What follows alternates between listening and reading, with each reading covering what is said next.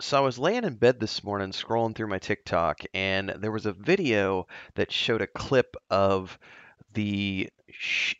ground to space component of Star Wars Outlaws and being able to, jump in your ship, take off, fly through the atmosphere, and they had put a timer across it. How long does it take to go from ground to space, fly through the atmo, and then get into space, and then from there go into the planetary exploration mode that they have, where you can fly around the planets and explore things there, get into dogfights and everything else.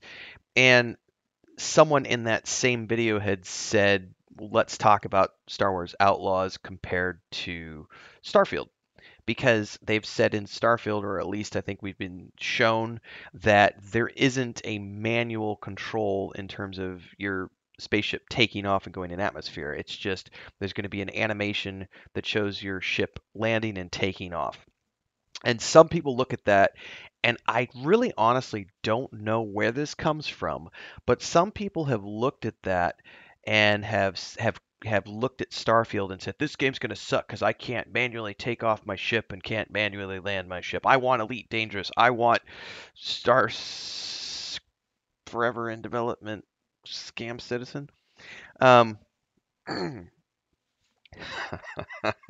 My response to this has always been one of the coolest things for me growing up was watching the Star Wars films and the ship landing and ship takeoff sequences. And when Lucas came back around and did the special editions in the late 90s, I think it was, for the original trilogy, he added more of those sequences in, and I was absolutely enthralled. And then playing a lot of Star Wars: The Republic over the years, ever since the game went live, one of the coolest things to me was the takeoff and landing sequences, which are cutscenes. I don't control it; it's just a cutscene. But then over time, they have added more landing and takeoff cutscenes in Star Wars: The Republic, and I'm enthralled by those. I never skip them, even though I could skip them. I don't. It's a cool little, 15 to 30-second cutscene as a general rule, and it just adds a little bit of flavor to me. And I have never once felt like I was limited because I couldn't manually pilot my ship to land or take off. And I know some people want that for their game, but I also don't think it takes away from what a game offers when it comes to the storyline and the ship to ship combat experience. Because we know that Outlaws and Starfield both have ship based combat. We've seen clips of the space combat in both games so far. They've shown quite a bit of promotional footage. Obviously, Starfield is launching here in like a week and a half, and Outlaws is next year. But we've seen that both of these games feature that. And there appear to be multiple planets that you can explore in Outlaws. We don't know how many yet. They have said that they are not trying to create. It's a funny thing because they did mention in one interview where they said that each planet we've designed is about the size of 2 to 3 Assassin's Creed Odyssey zones, but we're not trying to create a 300-hour mega epic RPG. It was a funny conversation to hear them talk about because they were like, yeah, it's like this, but also not like this because we're not trying to build that. Whereas with Starfield, they're very much promoting the idea of the 1,000 planets, which of course are procedurally generated, and are mostly there for people to go out and explore and build outposts on. I've really appreciated Todd Howard's explanations on this because I know a lot of people looked at that 1,000 planet number and went, "Oh, they're actually absolutely going to be crap." I mean, if you don't like procedural generation, then you're probably not going to enjoy that aspect of the game. But I would also argue that it is impossible in the modern age to fully handcraft planets if you're trying to build a game to scope, like what they're doing with Starfield. Outlaws is trying to be a far more contained environment.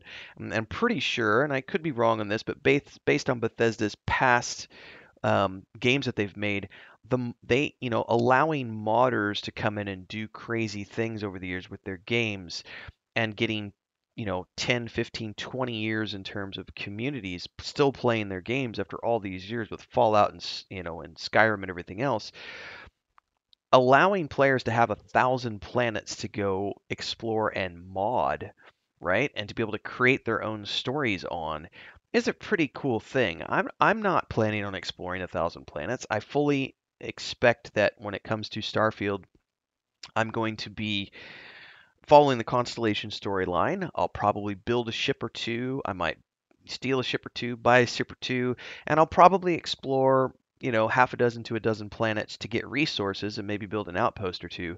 But I have no desire to go out there and see all thousand of those planets.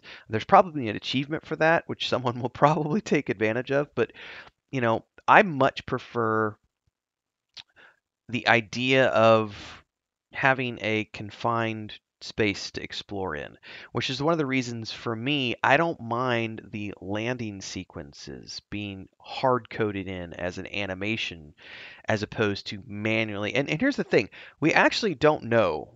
This is the thing. We don't actually know in Star Wars Outlaws that it's a manual thing. All we know is that we have seen that you can get in your ship and take off and go into space, and it transitions into that space exploration mode. But we don't know if you're just hitting a button and then there's a 15-second animation sequence as it transitions and then it goes back into free control mode. Because one of the things I noticed in the clips from Star Wars Outlaws is as you're transitioning into space, there's a moment where the screen is completely bare of any UI or HUD elements, right? Which suggests that that is an animation splice, right?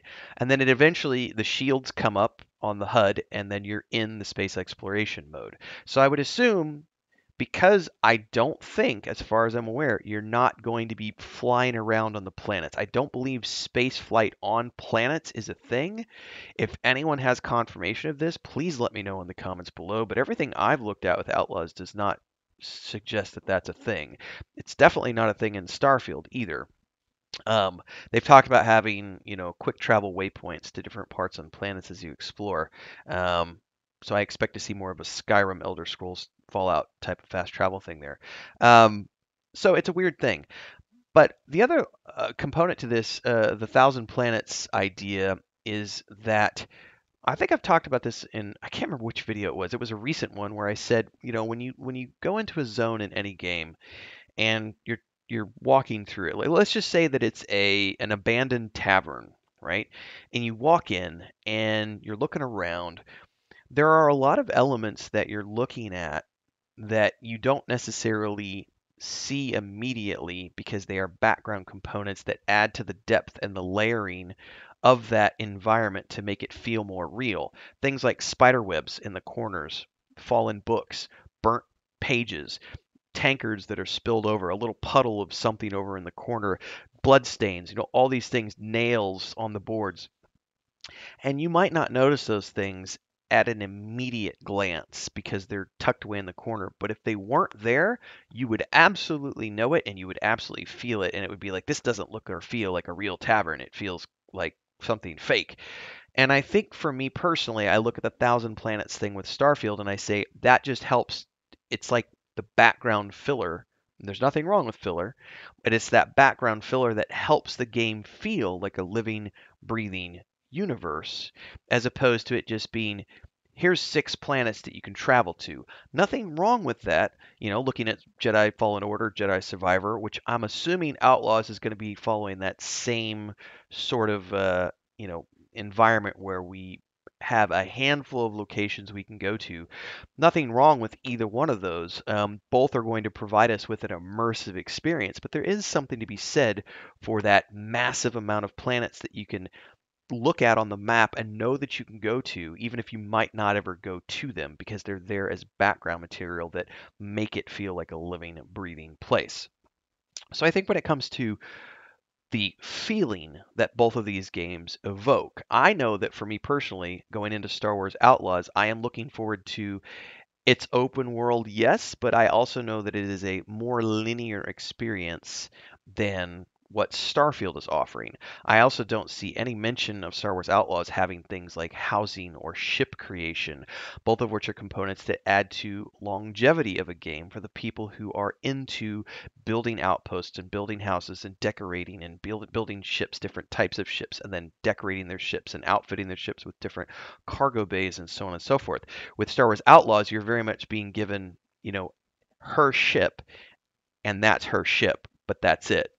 So there's similarities between these two games, but there are obviously a lot of differences too. But what got me thinking about it was that TikTok video this morning of just seeing the ship flying up into space and thinking to myself, they're really not that different in terms of what both of these games are presenting as far as space flight goes and, to and from planets. And I'm okay with that. I don't need to be Elite Dangerous or, Squadron 42 slash Star Scam Citizen, where you are controlling a ship that you manually control. Matter of fact, with Elite Dangerous, I actually very much disliked the manual landing, but I also don't have a joystick setup, so I was playing on the PlayStation, I think at the time, and I just had a controller, and it wasn't. I mean, after 10 or 12 times of physically landing my ship, I was over it, which is why when I played Everspace 2, I really liked the way they did with Everspace 2, where you just fly up to a location. When you get close, there's a